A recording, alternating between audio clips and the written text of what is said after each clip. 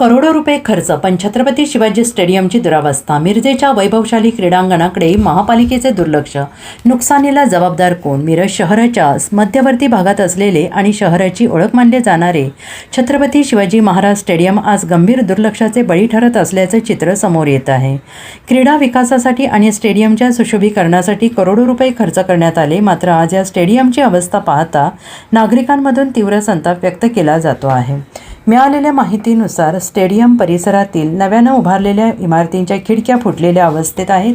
अनेक ठिकाणी तोडफोड झाल्याचं दिसून येत असून या सार्वजनिक मालमत्तेची देखरेख करण्यासाठी कोणतीही प्रभावी व्यवस्था नसल्याचा आरोप नागरिक करत आहेत. विशेष म्हणजे संपूर्ण स्टेडियम परिसरात ना कायमस्वरूपी रखवालदार आहे ना पुरेशी व्यवस्था. इतकेच नव्हे तर लाखो रुपयांच्या सार्वजनिक मालमत्तेच्या सुरक्षेसाठी एकही CCTV कॅमेरा नसल्याचं समोर येत आहे आणि त्यामुळे तोडफोड करणाऱ्यांवर कारवाई करणे किंवा त्यांचा शोध घेणे अशक्य होत आहे. स्थानिक नागरिकांच्या म्हणण्यानुसार मैदानाला योग्य गेट आणि योग्य सुरक्षा नसल्यामुळे काही असामाजिक प्रवृत्तीचे लोक संध्याकाळच्या वेळेत येथे मद्यप्राशन करत असून स्टेडियम परिसर दारुड्यांचा अड्डा बनत चालल्याची चर्चा आहे. त्यामुळे खेळाडू आणि नागरिकांमध्ये असुरक्षिततेची भावना निर्माण झाली आहे.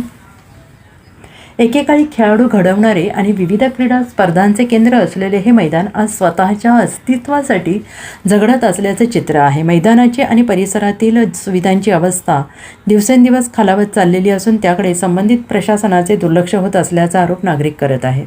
आता प्रश्न उपस्थित होत आहे की करोडो रुपयांचा खर्च करून उभारलेल्या या सार्वजनिक मालमत्तेच्या होणाऱ्या नुकसानीला जबाबदार कोण? स्टेडियमच्या देखभाल आणि सुरक्षेसाठी महापालिका प्रशासनाने कोणती पावले उचलली आहेत? तसेच या ठिकाणी कायमस्वरूपी सुरक्षा रक्षक, CCTV यंत्रणा आणि प्रवेश नियंत्रणाची व्यवस्था कधी केली जाणार?